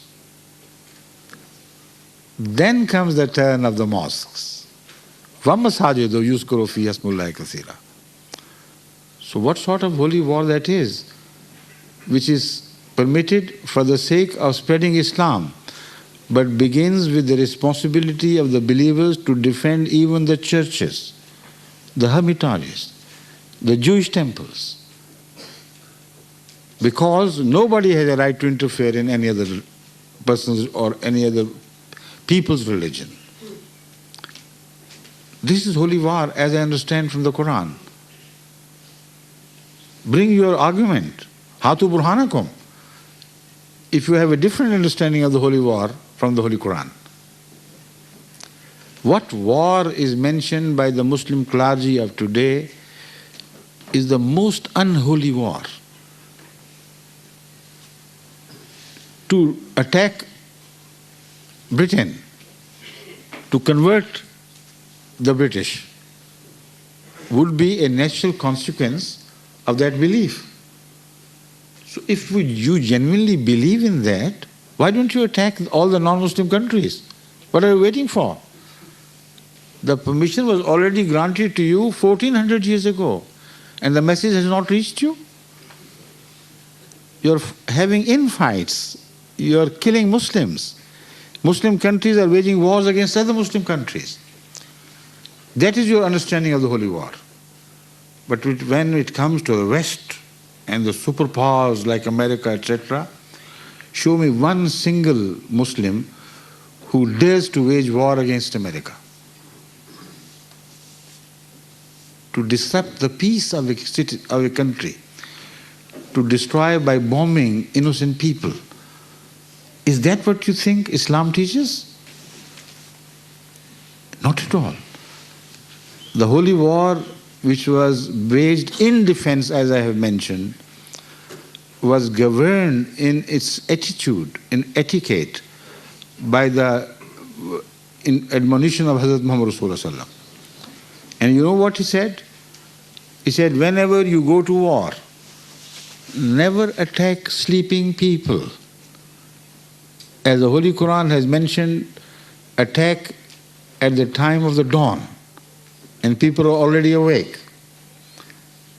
Do not attack those who throw their arms. Do not kill children. Do not kill women or maim them. And when they say, we submit, you accept. These and some other instructions, which I don't remember at present, were given by Hazrat Rasulullah sallallahu alaihi wasallam at the beginning of every battle they fought, the Muslims fought with others. And then again it was said that even when you are on expedition, somebody says salam to you, do not have anything to do with him. Do not attack him, do not imprison him. But it is sufficient that somebody says, peace be on you. This is holy war. It was even understood by one of the Christian prime ministers, I don't remember, I think it was Rabin or somebody, who, when a bus of children was attacked by Palestinian guerrillas, innocent children, 70 of them were killed with the bomb blast. It was he who quoted the Quran. He said, if you do not have any regard for human decency, at least have regard for the Quranic injunctions and the Islamic injunctions which prohibit Muslims to kill any innocent people, particularly women and children. This is our concept of the holy war. If your concept is different, well, enjoy yourself. Start attacking here, now. Why delay your passage to Jannah? If you're killed, you will become a martyr. Thank you. Please. I know I have taken very long, but you can translate it. You have become an expert because during my Liqa Mal Arab, you can start from the beginning of my answers till the end without any break. Please. It's your turn now to translate into Arabic. No? Huh? I'll do it at the back there. Aha, already it's being done. No, I will do it later. You will do it later on. So tell him, at least in Arabic, that the answer is finished. Thank you. Huh? Actually. 2 more questions? There's a few more, but okay. Yes. This is the difference of versions. Your Sadr Khuda Alhamdulillah says 2 more questions, you say a few more questions. I've been given a few. All right, I'll sit as long as you require me to sit. Hazur, again, I would like, about this, I have this Dr. Imad Al-Din Mustafa. Yes, please. Would like to speak Most in welcome. Arabic. And then if about this, I could. Yes, okay.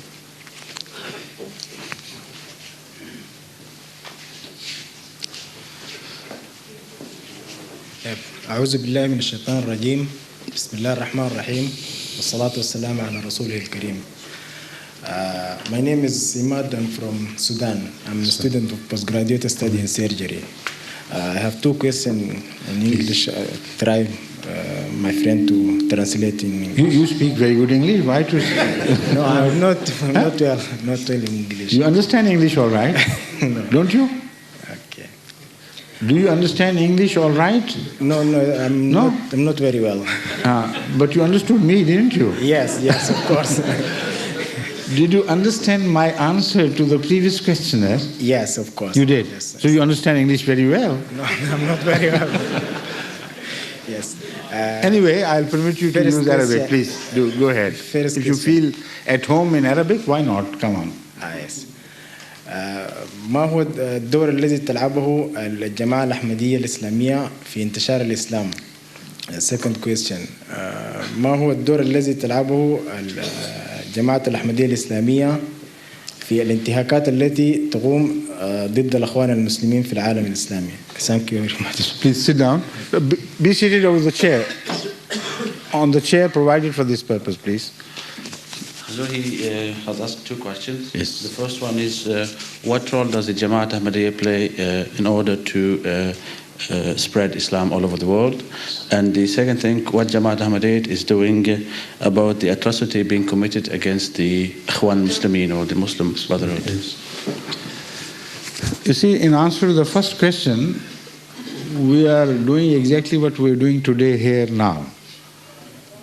We try to convince people through arguments, through love, through persuasion, and by providing them a free exchange of ideas and views without any fear of retaliation.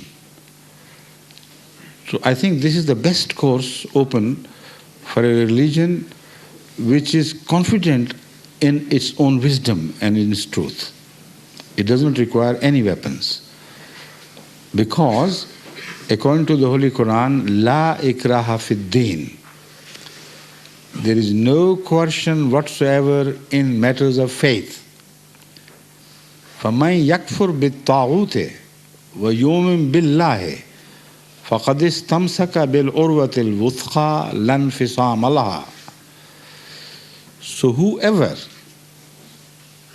rejects the satanic forces or the rebellious, taghut, وَيُؤْمِنْ بِاللَّهِ, and believes in God of his own volition,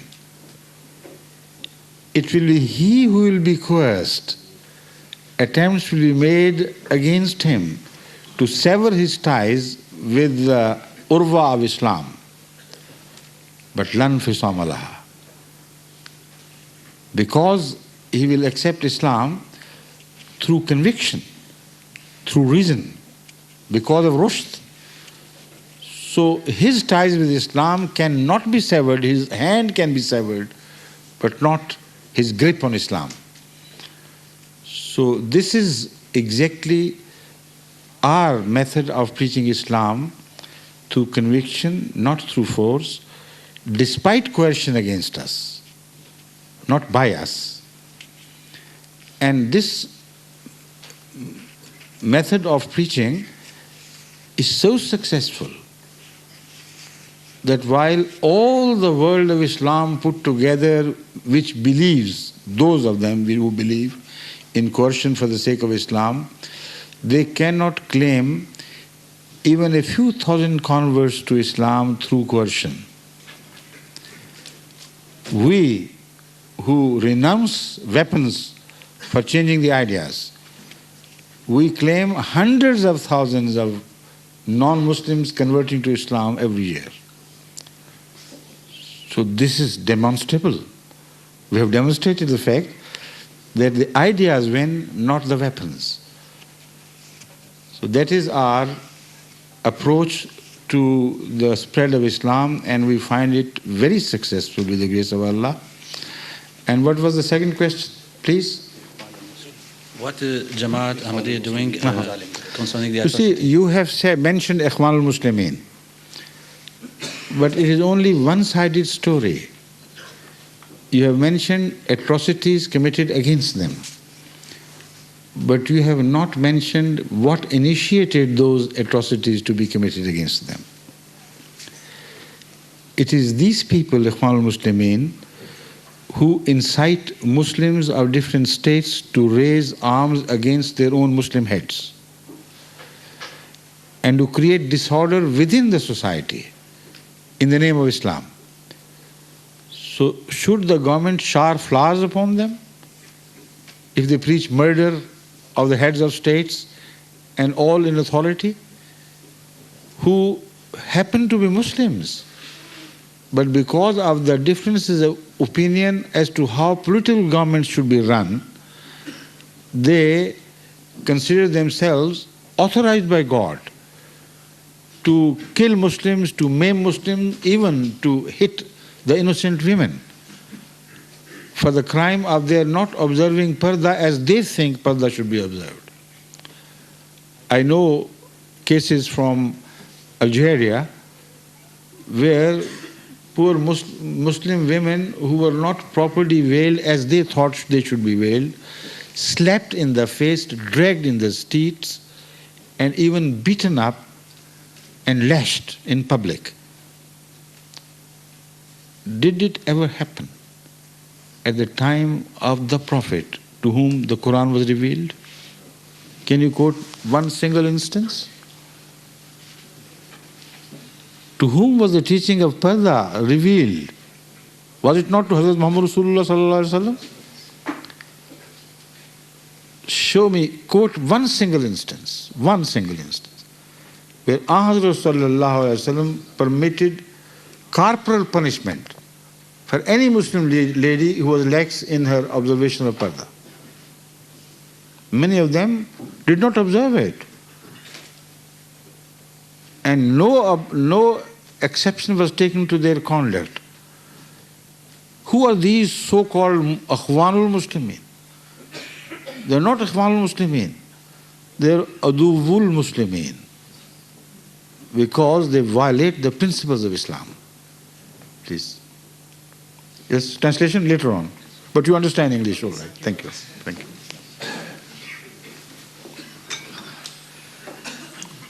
Hazur, I would like to invite Mr. Tom Lee, accountant from London. Beg your pardon? Tom Lee. Tom Lee, Lee? he's an accountant from London. Right, accountant from London, right. Yes, the young man who was sitting over there and close to me, please. My name's Tom Lay. I'm an accountant and I work in London. Yes. Could you come closer to the microphone so that your voice is carried easily to me? Right. Is that better? That's much better. Right. The question I'm asking is much more general than specific to. It's your choice.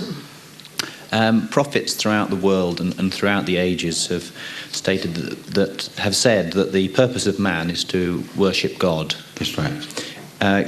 Can you tell me why they have come to this conclusion? Okay, thank you. First of all, when you say prophets, the answer why is already answered by you. The question why is already answered by you. If they are raised by God, only then they can be referred to as prophets. And they couldn't have said anything from themselves.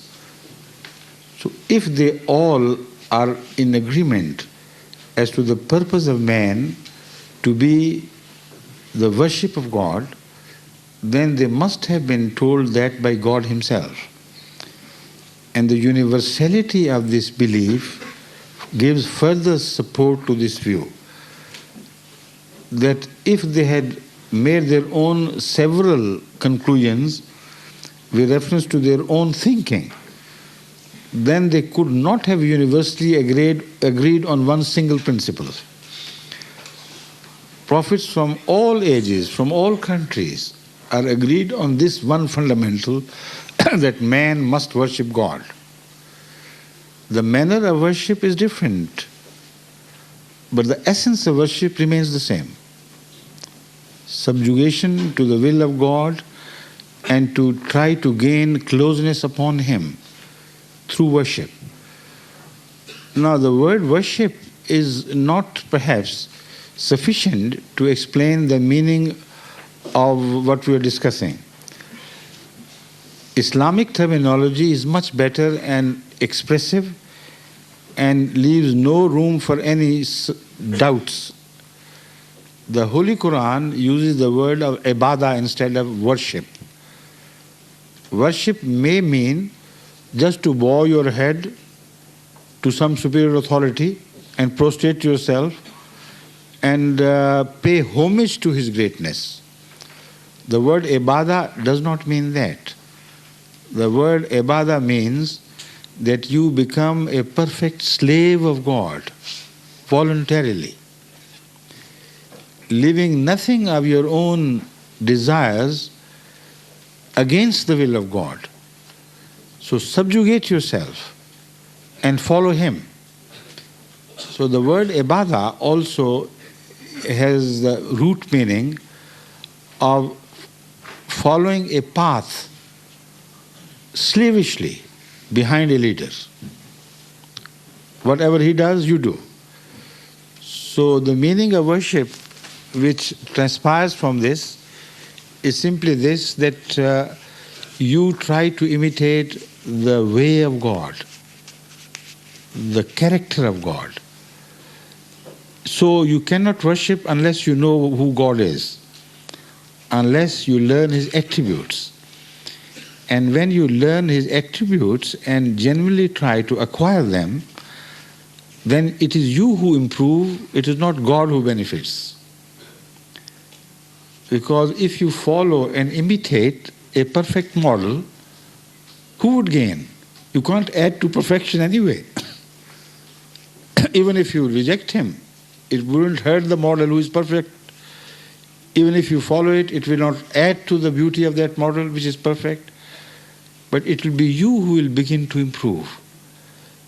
And because God's attributes are described by the Holy Quran to be eternal and to be limitless, so the journey becomes an endless journey of constant evolution, but spiritual evolution in this case.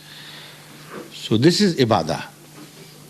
So that is why when we recite the holy Surah Fatiha in the prayer, in every rakat, in every part of the prayer, we are expected to concentrate on the meaning of the four fundamental attributes of God, which in fact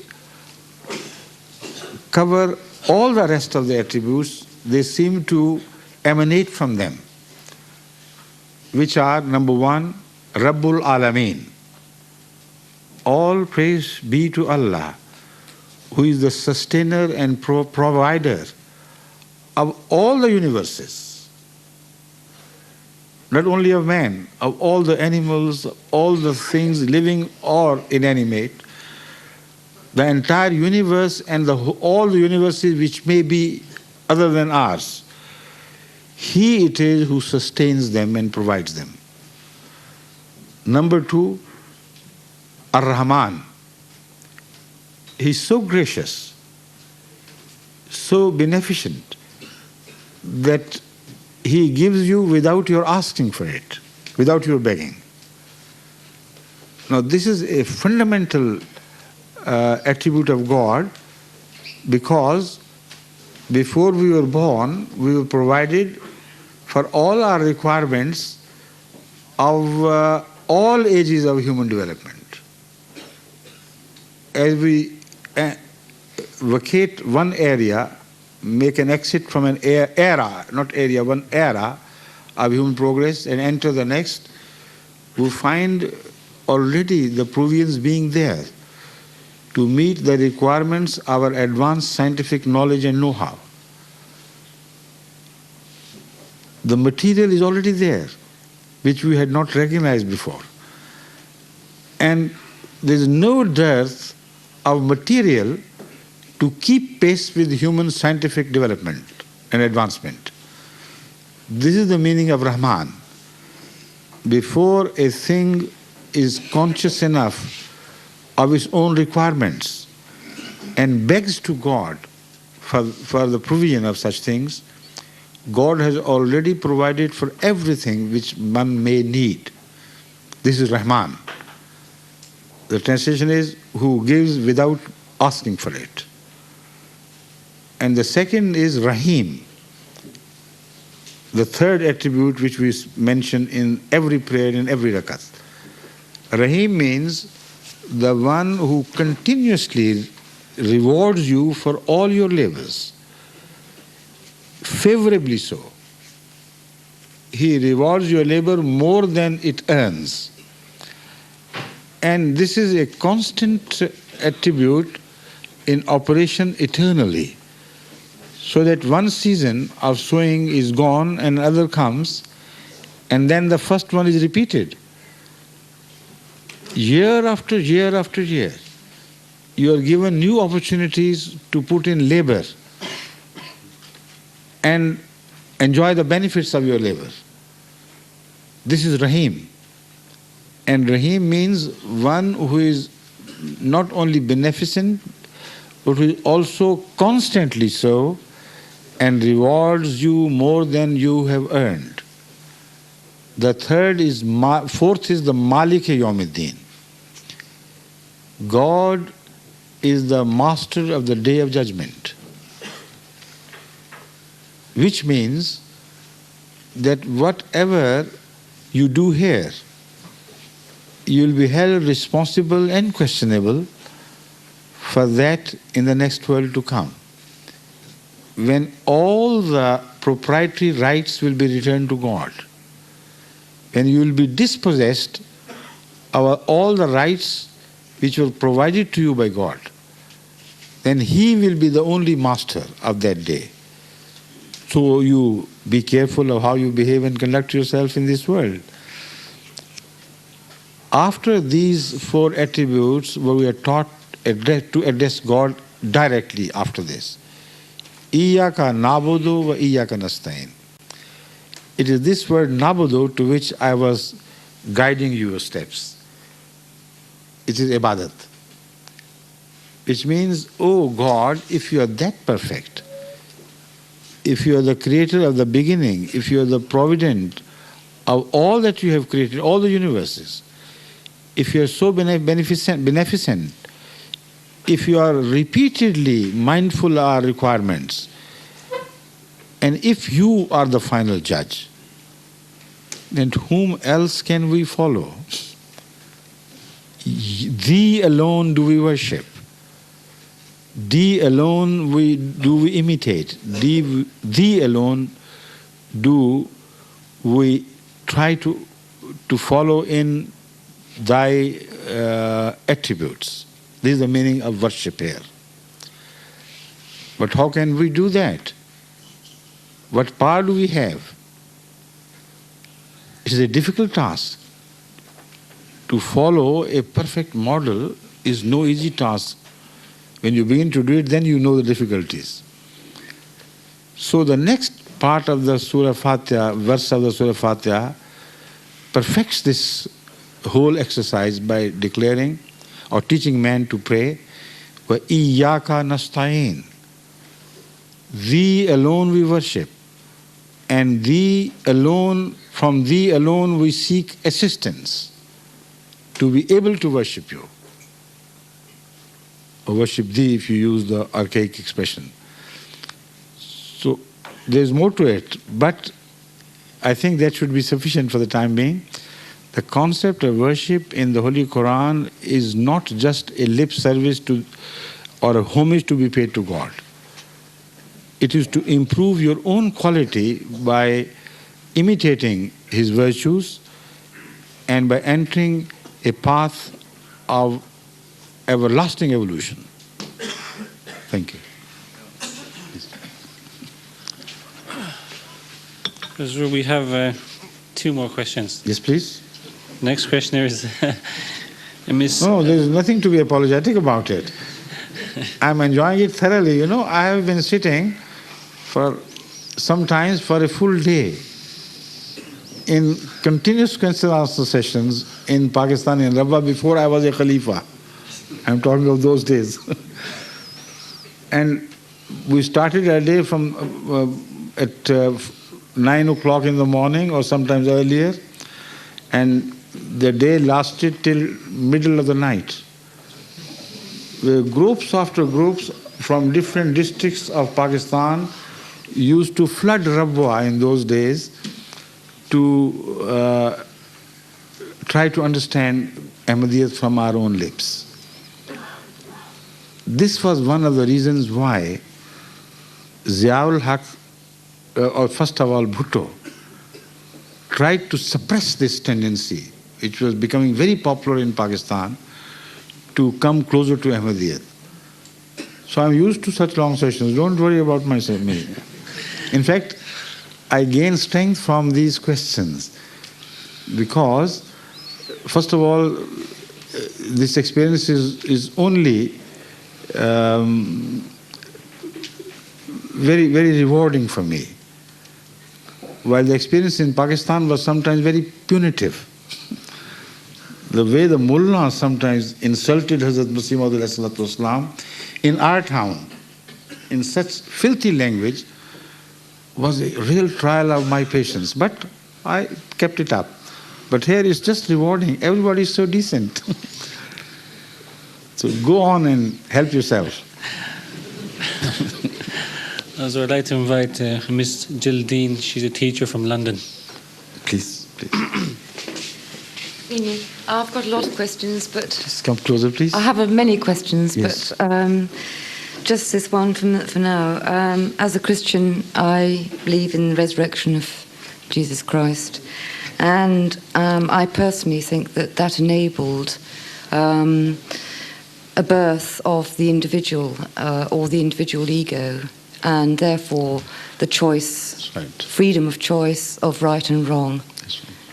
And I wondered how you view this. It's not a question of my personal view, it's a question of the Quranic teaching in this regard. You'll be pleased to learn that the Holy Quran is in perfect agreement with this. According to the Quran, this is how the institution of prophethood begins. When God breathes into Adam, or breathed into Adam, this is the meaning of the Quran, that he was already a man. With the word of God breathed into him and his submission to the will, he was recreated into a new form of life. And this is what is repeated in the Holy Quran so many times in case of every Muslim, that you must be reborn and acquire a new creation, without which you will be just dead meat when you die. So this is in fact a universal message. But because most of the Christians are not fully aware of the divine teachings of other religions, when they are aware, mostly they exercise this, they enter this area of research or exploration with negative attitudes. Now, don't mind my criticizing this attitude, but if you read whatever has been written on Islam by the last 300 years of Christianity, then you will fully agree with me that the journey was with a negative attitude to find fault. But this is not how you gain true knowledge of others.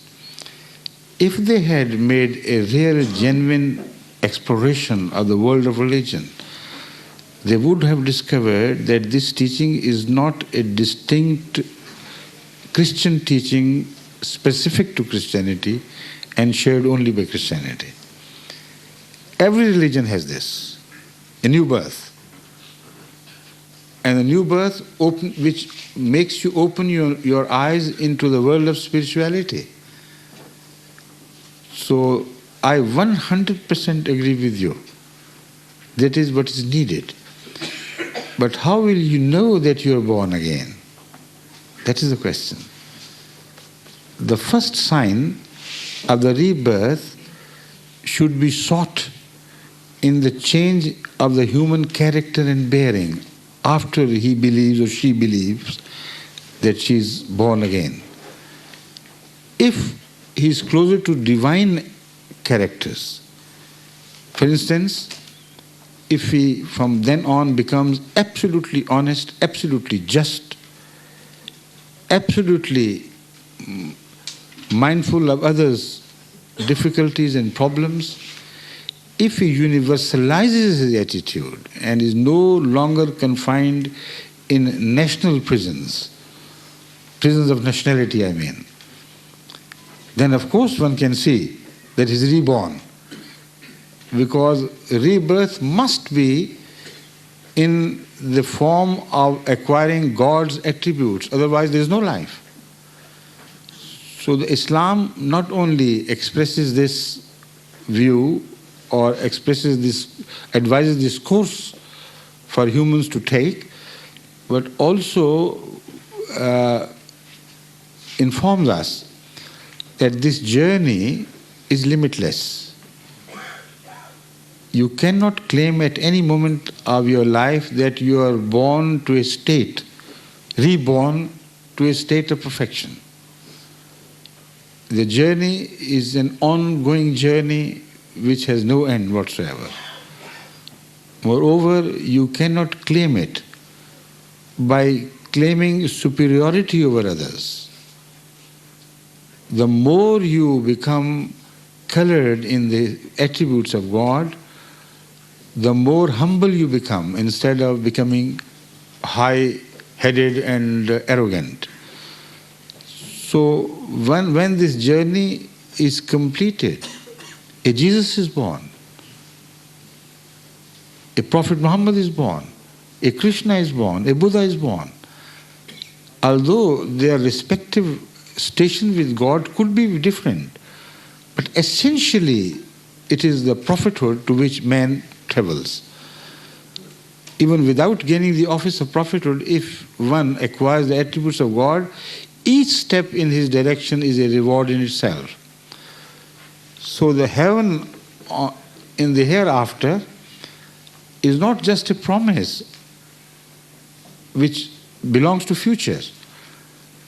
It is a promise which you can see fulfilled in your daily life.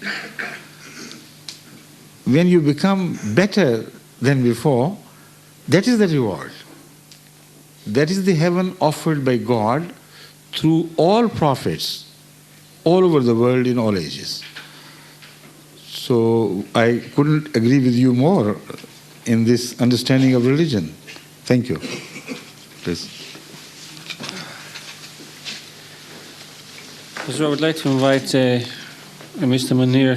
He's a design engineer from Morocco, to ask a question. Design engineer from Morocco. Design engineer in which area of engineering? Electrical.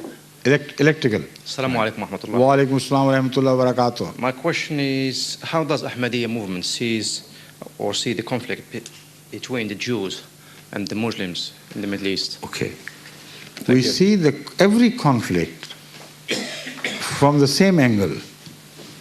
Whether it is a conflict between Jews and Muslims, or Muslims and Muslims, or Muslims and Hindus, or Iraqis and Iranis, the angle of VN does not change and should not change. The angle of VN should be to ascertain who is in the right and who is in the wrong. If the Jews are in the right in any part of their conflict, then the angle of a Muslim would declare them to be right in that much. There is no prejudice in Islam, no prejudicial angle. If you pre-decide issues, like condemning the Jews in their totality and supporting the Muslim cause in its totality, then you are not doing according to the dictates of the Quran. Because the Holy Quran, despite declaring the reasons why the Jews have been cursed, also makes exceptions with regards to them.